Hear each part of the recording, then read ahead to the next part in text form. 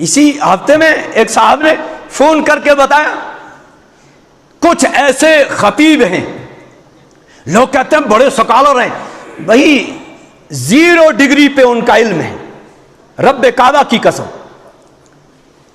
उन्होंने जितना यानी कम इल्मी, वो पुराने जो बुजुर्ग होते थे ना, उनकी बातें पहले वो तोलते थे फिर बोलते थे। वो कहा करते थे, नीम मुल्ला खतरा ईमान, नीम दर्जी खतरा थान, नीम हकीम खतरा जान। नीम मशहूर बात है, नीम मुल्ला खतरा ईमान। जब नीम मुल्ला होगा तो ईमान को खतरा।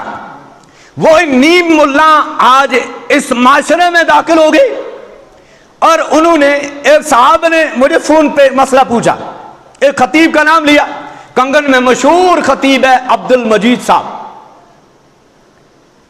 लोग कहते हैं बड़ा जी, बहुत जी, ये इख्तिलाफ तो चाहता ही नहीं, कभी इख्तिलाफ। हाँ, हम सलाम करते हैं, जो इख्तिलाफ ना करे, इख्तिलाफ इत्तेफाक की बात करे, हम उसके इस अमल को सलाम करते हैं।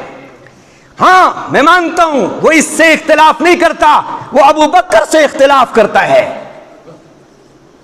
उस साहब ने कहा, किसी मजलिस में थे, उनके साथ में और एक साहब थे, वो कहते थे नहीं असल खिलाफत अली की थी, छीन ली तो इन्होंने।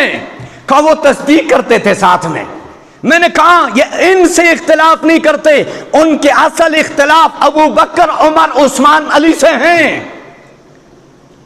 उनके इख्तिलाफ तो नबी के यारों से हैं, नबी के दुश्मनों से वो इख्तिलाफ नहीं कर सकते।